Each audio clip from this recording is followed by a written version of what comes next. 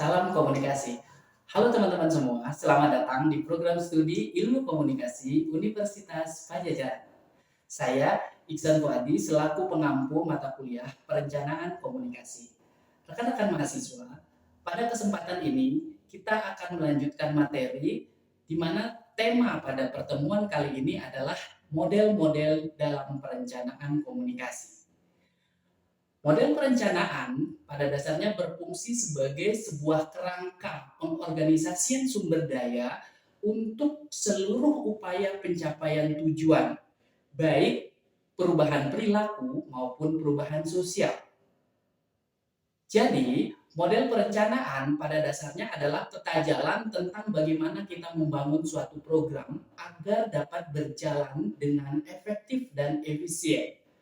Meskipun tidak semua detail spesifik, namun model ini memberikan panduan langkah demi langkah yang sangat berguna di dalam menyusun, memonitoring, dan mengevaluasi sebuah program. Rekan-rekan mahasiswa, pada dasarnya fungsi utama tujuan model perencanaan adalah untuk menciptakan keteraturan, kejelasan arah daripada kegiatan program yang kita bangun. Model perencanaan juga berfungsi sebagai blueprint ataupun cetak biru untuk membangun dan meningkatkan efektivitas program yang kita buat. Rekan-rekan mahasiswa, saat kita ingin membuat sebuah perencanaan komunikasi, kita dapat menggunakan dan memilih beragam model perencanaan komunikasi untuk mencapai tujuan perencanaan itu sendiri. Nah, di dalam model-model perencanaan komunikasi, para ahli telah mengembangkan beragam model untuk memudahkan kita dalam menyusun program komunikasi dalam beragam konteks, seperti dalam konteks bidang pertanian, kemudian bagaimana kita menyusun program komunikasi kesehatan, komunikasi politik, pemasaran, dan lain-lain. Rekan-rekan mahasiswa, saat ini kita mencoba sedikit membahas tentang beberapa contoh model yang umum digunakan dalam membuat sebuah perencanaan komunikasi. Nah, beberapa contoh model perencanaan komunikasi ini misalnya model P-Process, kemudian ada juga model John Middleton, kemudian ada Gottlieb dan Center, kemudian model perencanaan 5 langkah, kemudian ada juga model Philip Leslie, kemudian model sumber daya non-komunikasi ataupun pencitraan, ada model promosi pemasaran, ada model difusi inovasi, dan berbagai macam model-model perencanaan komunikasi.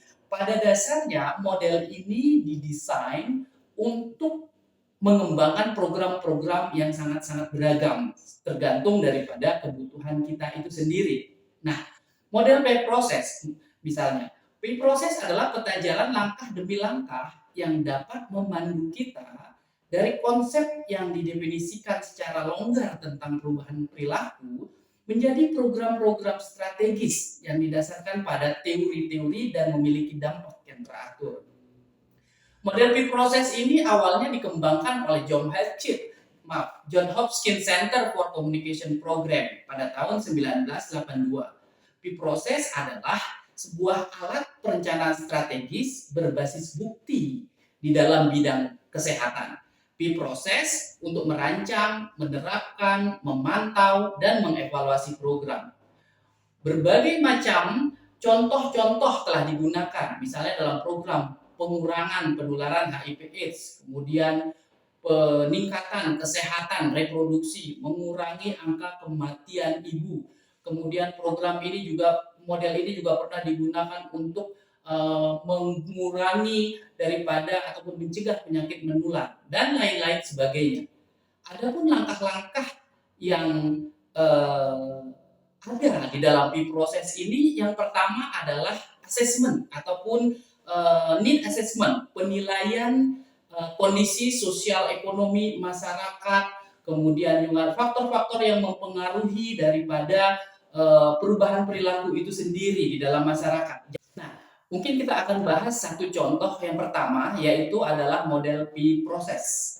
Model P-Process ini merupakan model perencanaan komunikasi yang sederhana yang awalnya dikembangkan oleh John Hopkins pada tahun 1982. 82 seperti itu. Di mana kita tahu bahwa John Hopkins ini adalah satu lembaga eh, di Amerika Serikat yang bergerak di bidang kesehatan, eh, John Hopkins Center for Communication Program seperti itu. Jadi di proses ini adalah sebuah perencanaan komunikasi strategis berbasis bukti di dalam bidang kesehatan. Di mana kita di dalam mengembangkan sebuah program komunikasi, kita tentu harus bersandarkan ataupun berlandaskan pada kondisi-kondisi masyarakat itu sendiri, di mana sebagai target di dalam perencanaan komunikasi yang kita bangun. Proses ini banyak digunakan di dalam program komunikasi kesehatan seperti kampanye pengurangan penularan HIV/AIDS, kemudian meningkatkan reproduksi kesehatan, kemudian program-program komunikasi di dalam pencegahan penyakit menular dan lain-lain sebagainya. Adapun ada 5 langkah di dalam proses. Yang pertama adalah need assessment, atau pada tahapan ini adalah kita akan memulai memahami sejauh mana masalah dan identifikasi audiens.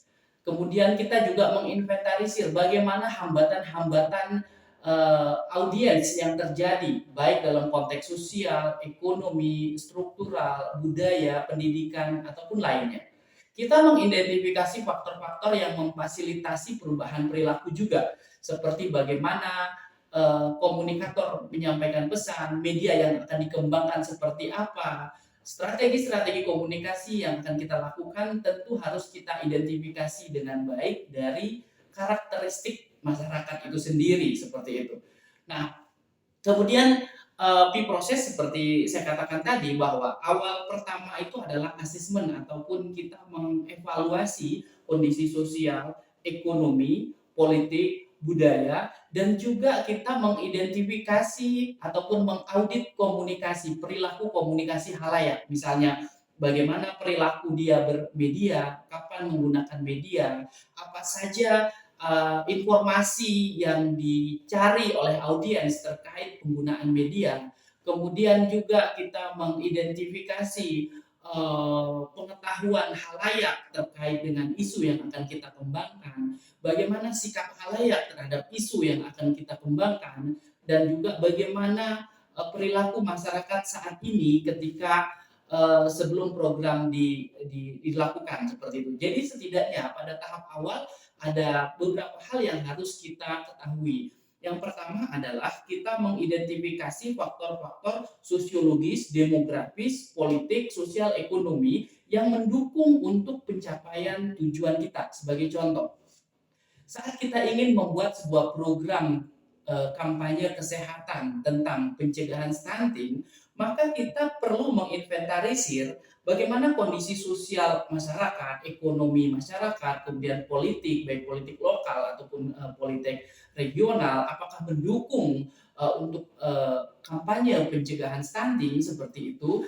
Kemudian kita juga menginventarisir teknologi yang tersedia di situ, kemudian kebijakan-kebijakan yang ada di situ, nilai-nilai sosial yang ada di masyarakat, kita inventarisir dengan baik. Kemudian setelah itu kita juga perlu mengevaluasi ataupun melakukan penggalian data untuk mengetahui bagaimana perilaku berkomunikasi halayak. Hal ini perlu kita ketahui karena kita akan menggunakan strategi-strategi yang relevan dengan perilaku komunikasi halayak. Misalnya, kita tanyakan terkait dengan media apa sajakah yang mereka gunakan dalam keseharian, misalnya media massakah, atau sosial mediakah, ataukah komunikasi interpersonal, mereka mendapatkan informasi dari siapa. Kemudian ketika penggunaan media, biasanya mereka menggunakan itu untuk pemenuhan kebutuhan apa? Hiburankah, informasikah, ataukah hanya sebatas untuk mencari jejaring sosial seperti itu. Kemudian kita juga perlu menginventarisir kira-kira komunikator yang mereka anggap sebagai seorang yang memiliki kredibilitas itu seperti apa. Kita perlu menginventarisir ini. Kenapa? Karena pada saat mendesain program, Penentuan komunikator sangat tergantung kepada persepsi halayak tentang seorang komunikator yang kredibel. Misalnya halayak menganggap bahwa seorang dokter adalah komunikator yang kredibel. Kita nanti mungkin mengembangkan program dokter yang berperan sebagai komunikator. Atau sebaliknya, mungkin dokter bukanlah seorang yang memiliki kredibilitas menurut masyarakat yang menjadi target kita. Tetapi mereka menganggap bahwa tokoh agama lah atau tokoh adat lah ataupun tetua di desa lah yang dianggap kredibel di dalam menyampaikan informasi, mungkin kita akan mengembangkan program-program yang komunikatornya adalah orang-orang tersebut ataupun orang-orang yang dianggap kredibel menurut khalayak ataupun masyarakat. Nah, kemudian hal lain yang perlu kita ketahui di dalam merancang program komunikasi pada tahap awal ataupun asesmen ini adalah kita mengetahui tingkat pengetahuan halayak, sikap halayak, dan perilaku halayak terhadap program yang akan kita kembangkan. Sebagai contoh tadi misalnya kita ingin membuat program tentang pencegahan stunting, tentang asupan gizi yang seimbang seperti itu. Tentu ketika kita ingin membuat suatu program ini, kita harus assessment, mengidentifikasi bagaimana pengetahuan mereka. Karena kalau memang mereka sudah mengetahui, terus buat apa kita buat program seperti itu yang tujuannya untuk meningkatkan pengetahuan seperti itu. Begitupun dengan kita juga perlu melakukan asesmen terhadap sikap masyarakat tentang program. Misalnya kita melihat apakah memang mereka punya sikap ataupun evaluasi dan keyakinan terhadap isu tertentu positif, negatif, atau biasa saja. Misalnya terkait dengan pemenuhan kebutuhan gizi. Apakah mereka selama ini sudah suka memberikan asupan gizi yang baik kepada anaknya, ataukah masih acuh tak acuh, atau masih abai seperti itu. Kita perlu asesmen sehingga kita dapat mengukur seberapa positifkah sikap halayak terhadap isu yang kita kembangkan.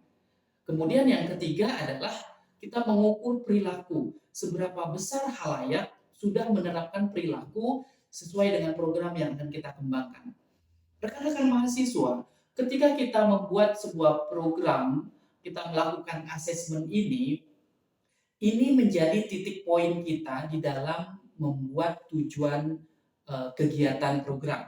Misalnya, ternyata dari asesmen kita, dari survei kita, pengetahuannya sudah baik, tetapi ternyata sikapnya yang masih rendah dan juga perilakunya yang masih rendah. Maka program kita lebih fokus kepada perubahan sikap dan perilaku, bukan perubahan pengetahuan. Karena dari asesmen perubahan pengetahuan sudah baik seperti itu. Dan kita juga harus mampu nanti membuat tujuan itu dapat terukur, measurable. Misal, ternyata dari sekian banyak responden yang kita ambil, ternyata rata-rata sikap mereka terhadap program yang akan kita bangun, misalnya terhadap pencegahan stunting, ternyata mereka dari skala 10 rata-rata itu di skala 5 dari skala 10 seperti itu. Dan misalnya baru 20% saja yang sikapnya baik di dalam upaya pemenuhan gizi anak seperti itu. Nah, dari poin inilah kita akan kembangkan tujuan program, misalnya selama 4 bulan kegiatan kampanye dan propaganda tentang pemenuhan gizi ini diharapkan dapat meningkatkan sikap masyarakat positif yang sebelumnya 20 menjadi 60 misalnya. Ataupun yang rata-rata sebelumnya 5 seperti itu, kemudian setelah 4 bulan kampanye dan propaganda meningkat menjadi rata-rata misalnya 8. Nah, kita tentu ketika membuat tujuan ini harus sesuai dengan kondisi sumber daya, ketersediaan anggaran, ketersediaan waktu, dan juga ketersediaan media yang kita miliki. Artinya di dalam menyusun tujuan, pertama kita harus based on hasil riset kita di awal tentang kondisi halayak, kemudian juga kita ketika membuat tujuan harus menyesuaikan daripada sumber daya yang kita miliki. Itu tahapan yang pertama di dalam proses. Kemudian Tahapan yang kedua adalah desain program. Nah, setelah kita mengidentifikasi berbagai macam kebutuhan di assessment tadi, seperti kondisi sosial, ekonomi, demografi, teknologi, dan seterusnya, kemudian perilaku komunikasi mereka seperti apa, kemudian bagaimana pengetahuan, sikap, dan perilaku mereka. Dari sinilah, dari data-data yang kita miliki ini, kita kembangkan program-program komunikasi dalam mencapai tujuan yang akan kita buat seperti itu. Nah, ketika kita sudah punya data, maka yang pertama kita lakukan adalah mendesain tujuan, membuat tujuan. Kira-kira dengan kondisi pengetahuan seperti ini, sikap seperti ini, perilaku seperti ini tentang suatu permasalahan sosial, kira-kira dalam rentang waktu misalnya 1 tahun atau 6 bulan, kira-kira target kita seperti apakah yang akan kita lakukan? Masih ingat bahwa tujuan perencanaan komunikasi adalah perubahan perilaku dan perubahan sistem sosial seperti itu. Nah, jadi disinilah kita mulai mengembangkan tujuan penelitian. Ketika kita mengembangkan tujuan penelitian, kita harus membuat tujuan penelitian kita. Maksudnya tujuan program. Tujuan program itu mestinya spesifik, kemudian measurable, kemudian achievable, dapat terukur, kemudian juga rasional, kemudian timely, artinya berbatas waktu seperti itu. Nah, tahap kedua dalam proses ini adalah kita melakukan desain program based on data yang kita miliki. Setelah kita tahu kondisi masyarakat, kemudian kita buat tujuannya untuk meningkatkan pengetahuan, misalnya untuk meningkatkan sikap dari sekian ke sekian, atau untuk meningkatkan perilaku dari sekian ke sekian, maka kita mulai mendesain program. Kira-kira program apa saja sih yang akan kita buat untuk mencapai tujuan ini, untuk mengentaskan permasalahan ini. Bisa jadi program-program yang kita bangun misalnya dalam bentuk penyuluhan, kemudian pendampingan, kemudian kita buat juga dalam bentuk publikasi-publikasi media luar ruangan, kita kampanye melalui sosial media, kita juga menggunakan mungkin siaran radio, tergantung daripada besaran luasan daripada tujuan program kita. Semakin program kita menginginkan perubahan yang besar, maka kita harus menggunakan sumber daya yang besar, waktu yang besar, kemudian tentu biaya juga yang besar seperti itu. Nah, kemudian ketika kita mendesain sebuah program, kita juga mulai menginventarisir. Misalnya, kalau penyuluhan tujuannya adalah untuk mengubah sikap, misalnya, kira-kira berapa lama, berapa bentuk kegiatan penyuluhan yang kita lakukan. Kira-kira siapa yang narasumber yang kredibel yang akan kita gunakan berdasarkan data yang kita miliki dari asesmen tadi. Kemudian kemudian pesannya seperti apa seperti itu. Jadi kita kembangkan pesan yang seperti apa, apakah yang sifatnya informatif, edukatif, atau persuasif, atau koersif, atau sebagainya seperti itu. Jadi kita kembangkan based on data yang kita miliki. Kemudian kita juga mengembangkan pemilihan media-media sesuai dengan asesmen audit komunikasi yang kita lakukan di awal. Misalnya, ternyata masyarakatnya dominan menggunakan Instagram, maka mungkin kita akan menggunakan Instagram sebagai media utama kita di dalam melakukan kampanye dan propaganda seperti itu. Nah, setelah kita susun, maka kita perlu melakukan uji coba secara spesifik ataupun dalam lingkup yang kecil terkait dengan pesan yang kita bangun, kemudian komunikator yang kita tentukan, kemudian juga pada halayak-halayak yang spesifik dulu untuk menguji seberapa baik program ini. Setelah itu kita masuk kepada tahapan selanjutnya, yaitu implementasi. Pada tahapan implementasi ini kita melakukan ataupun mengeksekusi program-program sesuai dengan desain program yang telah kita buat. Misalnya kita membuat program penyuluhan, webinar, kemudian kita juga mempublikasi media luar ruangan, kita eksekusi dan kita kita sebar media-media kita dalam rangka mencapai tujuan. Nah, kemudian pada tahap akhir adalah monitoring dan evaluasi. Di sini monitoring kita melihat apakah sebuah program-program yang kita desain di awal telah berjalan sebagaimana mestinya. Kalau iya, berarti berhasil, jika tidak maka apa saja yang menjadi evaluasi.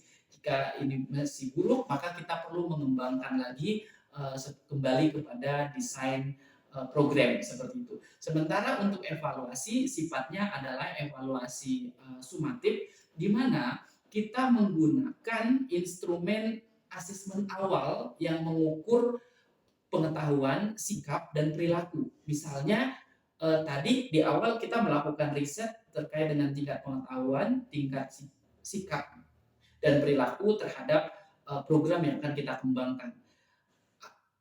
Di akhir kita akan gunakan lagi kuesioner ini ataupun instrumen ini untuk mengukur apakah betul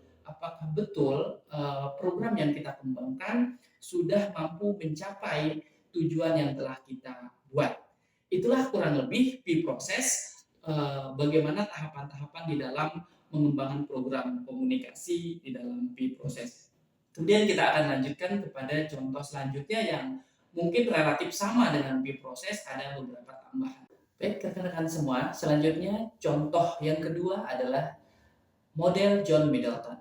Sebetulnya model ini juga relatif mirip dengan proses, cuman model ini lebih mengembangkan, lebih mendetailkan tahapan-tahapannya. Di mana ada 10 tahapan di dalam model John Middleton. Yang pertama adalah pengumpulan data baseline dan need assessment. Sama seperti yang tadi, pada tahapan ini kita mencoba untuk mengumpulkan segala macam informasi tentang masyarakat untuk memudahkan membangun program yang efektif dan efisien. Kemudian tahapan yang kedua adalah kita melakukan perumusan objektif ataupun tujuan komunikasi, di mana kita menentukan, merumuskan objektif ini sesuai dengan permasalahan-permasalahan komunikasi dalam rangka mencapai tujuan kegiatan program. Kemudian pada tahapan ketiga di dalam John Middleton adalah analisis perancangan dan pengembangan strategi. Kalau yang tadi dikenal dengan desain strategik, di sini kita mencoba untuk mengembangkan strategi perencanaan komunikasi. Kemudian pada tahapan keempat, kita akan menganalisis dan melakukan segmentasi halayak sehingga kita tahu bagaimana strategi komunikasi yang tepat sesuai dengan karakteristik halayak. Kemudian tahapan yang kelima di dalam model John Middleton ini adalah pemilihan media.